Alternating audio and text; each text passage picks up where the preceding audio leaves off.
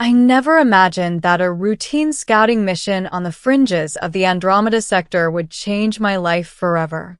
Humanity had been expanding slowly but cautiously into alien territories, mapping stars, cataloging species, and trying to avoid conflicts. I, Lieutenant Adrian Kessler, had been assigned to one of the farthest outposts on the planet Ithra, a lush, vibrant world dominated by glowing flora and immense forests of bioluminescent trees. It was beautiful, deadly. Our mission was simple: survey Ithra's atmosphere, document the native wildlife, and confirm that it was safe for a potential research base. Nothing about our assignment mentioned a threat from intelligent life, at least not in any briefing I received. I was a disciplined soldier and explorer, confident in my skills, but Ithra had secrets. Secrets that would pierce my very blood and bind me to a fate I could never have predicted. The first night I spent on Ithra was peaceful, or deceptively so. I had set up a small, portable tent near the edge of a glowing lake. The air shimmered with faint sparks of bioluminescence, and the water reflected the alien sky in shades of violet and teal. I recorded observations, collected samples, and took careful notes.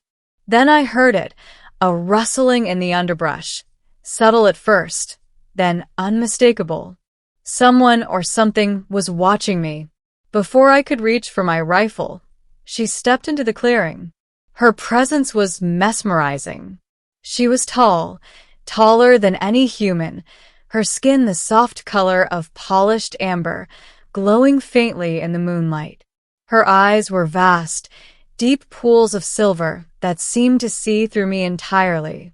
She moved with an elegance I had never encountered in any species, graceful, deliberate, dangerous. "Who are you?" I asked, voice firm but betraying the adrenaline rushing through my veins. She tilted her head, as if studying me the way a predator studies prey. Then, with a fluid motion, she knelt and extended one slender hand. "I am Lysara," she said, her voice melodic, almost hypnotic. "And you have my survival in your veins." I froze, uncertain if I had heard her correctly. "My veins?" "Yes," she whispered, stepping closer. The air around her seemed to hum, charged with energy. "You carry the essence I need. Without it, I will die." Instinct screamed at me to step back, to resist, to pull my weapon. But the curiosity that had driven humanity to the stars won out. "What are you talking about?" I asked cautiously. She sighed, almost mournfully, and pressed her hand against my chest. A shock ran through me, not pain, but warmth, a pulse that synchronized with my own heartbeat. "I am dying," she said softly. "My species survives only through a symbiosis with others. Your blood, your life force, will save me." I stumbled backward, horrified. The thought of being a donor to an alien creature, even one as stunning as this, made my stomach churn. I can't just give you my blood," I stammered. "You have no choice," she said, her silver eyes unwavering. And then, before I could react, she sank her elongated fangs into my forearm. Pain shot through me, but it was mixed with a strange euphoria, a connection that went beyond mere sensation. My blood flowed into her, warm and vital, and I felt her strength, her heartbeat, sinking with mine. It lasted only moments, but it was enough. She released me, stepping back with a gasp of relief. Her eyes glowed brighter. "Thank you," she murmured. "You have saved me." I looked at my arm, pale and shaking, but alive. Alive, and yet something had shifted. Something fundamental. She wasn't just an alien in need. She was something else entirely. Something that had claimed me, whether I wanted it or not. Over the next few days, Lysara did not leave my side. She moved with me as I explored Ithra, guiding me away from poisonous plants and predatory creatures. Her presence was intoxicating. Every movement, every glance seemed designed to draw me closer, to make me forget fear. I couldn't deny the pull between us, no matter how dangerous it was. One evening, as we rested beneath the glowing canopy of the Ithran forest, I finally asked, "Why me? Why did you choose my blood?" She looked at me, her expression almost tender. "Your essence that is compatible with mine. I could have taken from another, but they would not have survived the transfer. You are strong, and you intrigue me." I swallowed hard. There was no malice in her words, only raw honesty. But intrigue? That word sent a shiver through me. Something primal in her had recognized something primal in me. "Lysura," I began, hesitant. "I don't even know what this bond means. Am I just a host?" Her hand brushed mine, sending sparks dancing across my nerves. "No," she whispered. "You are more than that. You saved me. You gave me life. And now, I claim you as my own." The words hit me like a thunderclap. Claim me? I wanted to resist, but I also felt a strange, compelling pull. I realized with a mixture of fear and awe that I didn't want to resist. Days turned into weeks. I found myself reluctantly captivated by Lysura. The bond between us deepened in ways I couldn't fully comprehend. When she drew my blood, it wasn't just for survival, it was intimate, connecting our thoughts, our emotions. I began to anticipate her needs, and she, in turn, seemed to feel every heartbeat of mine. But this intimacy came with danger. Ithra was not uninhabited. Rumors of hostile tribes of shape-shifting predators were true. One night, as we slept beneath the glowing trees, a pack of shadowy creatures descended upon us. They attacked with brutal speed, claws and teeth flashing in the dim light. I fought alongside Lysura, our movements synchronized in a dance of survival. When the dust settled, I was exhausted, bleeding from minor wounds, but alive. Lysura's eyes glowed with fierce triumph. "You saved me again," she said softly, placing a hand on my shoulder. I realized then that survival on Ithra wasn't just physical. It was emotional, mental, and something I had never experienced before. We were bound, not just by blood, but by choice, by trust, by something that bordered on love. The more time I spent with her, the more I understood the depth of her claim. It was not possessive in a human sense. She did not dominate me. Instead, she protected me, cherished me, wove her life with mine so tightly that separation seemed impossible. And yet, she was alien. Completely alien. I couldn't ignore the differences. The way her emotions surged like tidal waves, the strange rituals she followed to maintain strength, the way her body shimmered under the light of Ithra's twin moons. One evening, as we sat beside the glowing lake where we first met, she turned to me with an intensity that made my chest tighten. "Adrian, I want you to understand.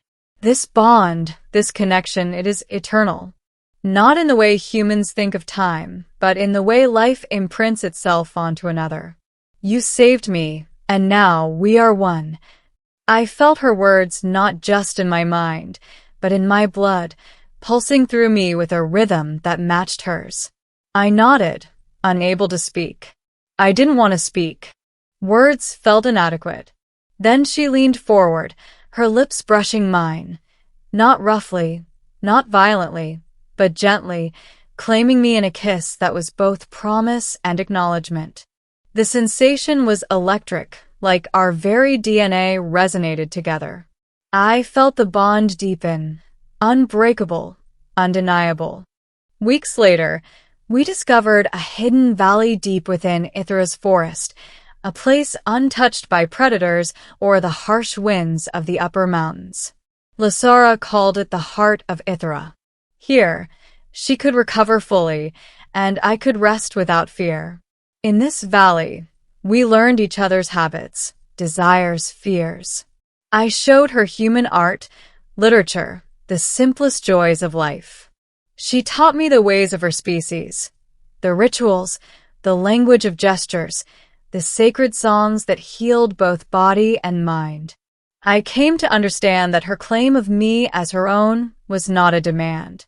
It was a sharing of life, a union that transcended species. And I didn't resist. The thought of leaving her, of being apart, filled me with a longing I had never known. One day, as we walked along the riverbank, she stopped and turned to me.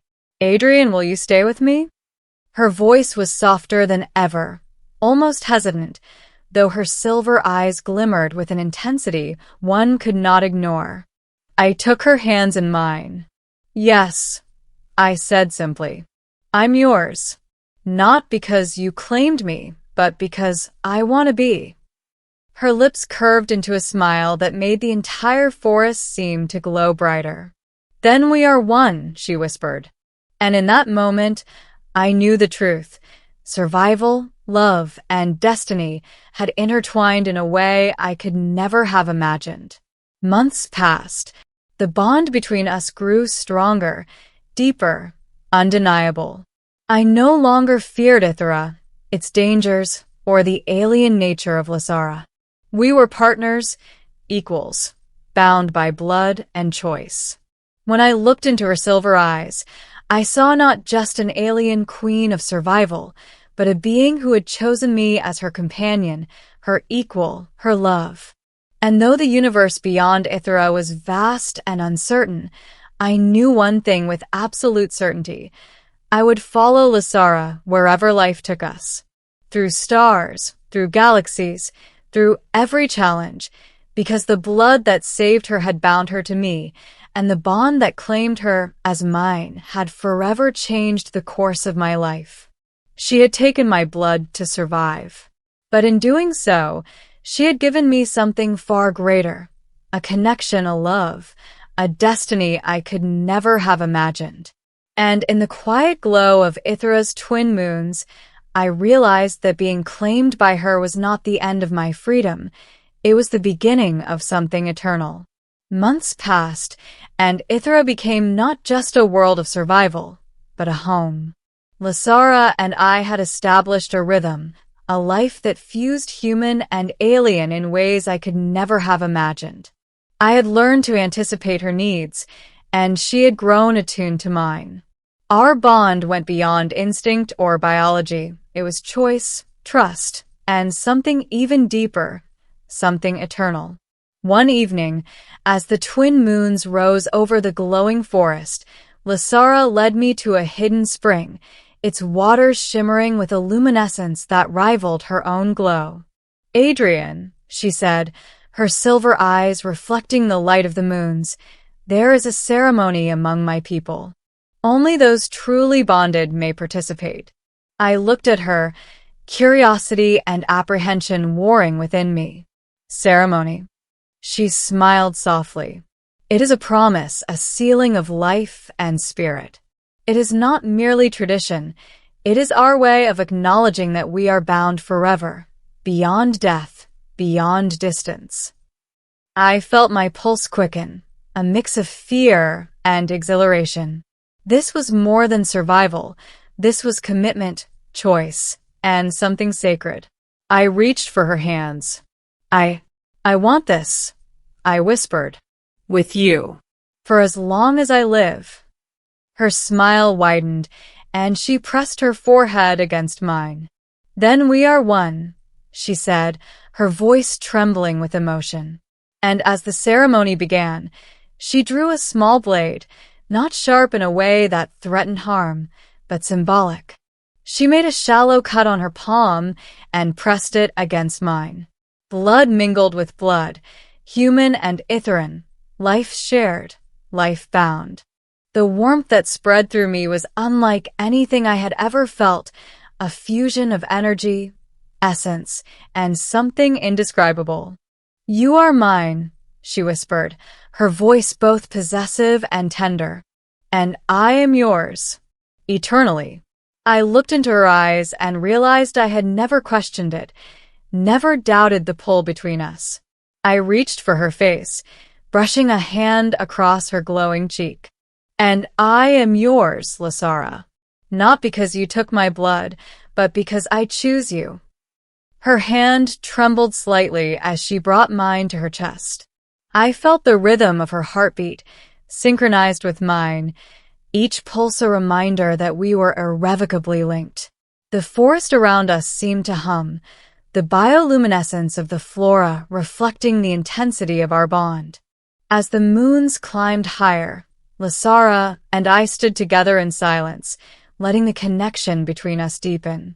I understood then that this bond was more than survival.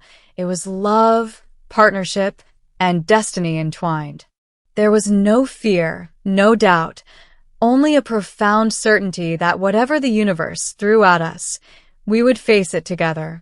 Weeks turned into months, and Ithra became a sanctuary for us. The bond we shared gave us strength to face the planet's dangers, to explore its wonders, and to uncover hidden secrets. Lasara taught me the sacred songs of her people, melodies that healed and strengthened the spirit. I taught her the simplicity of human joys, the warmth of laughter, the solace of a shared meal, the comfort of gentle touch. Then, one evening, as we watched the sunrise over the glowing forests, Lasara turned to me, her silver eyes shimmering with tears I could almost see in the luminescent light. "Adrian," she whispered, her voice trembling. "Do you understand? You saved me once with your blood, but now, every day, you save me with your heart, with your presence. You are mine not because you had to be, but because you choose to be." I felt the weight of her words and knew they were true. I had never imagined that an alien being, so beautiful, so otherworldly, could reach so deeply into the human part of me and claim it, not with force, but with love. I took her hands in mine, holding them tightly as the light of the twin moons bathed us. "Lasara, I choose you," I said, my voice steady, my heart certain. "Now, forever, I am yours." She smiled then, a smile that lit the entire forest like a beacon. Slowly, reverently, she pressed her forehead against mine, and we stood together, two souls, human and Ithran, bound beyond time, beyond reason, beyond the stars themselves. In the days that followed, our connection only deepened. We explored Ithra's hidden valleys, discovered alien ruins that told the story of civilizations long past, and faced the few remaining predators with unwavering trust in one another. Every danger, every discovery, every quiet moment by the glowing lakes reinforced what I had known since the moment she first touched me. Lasara and I were bound not by chance, but by destiny.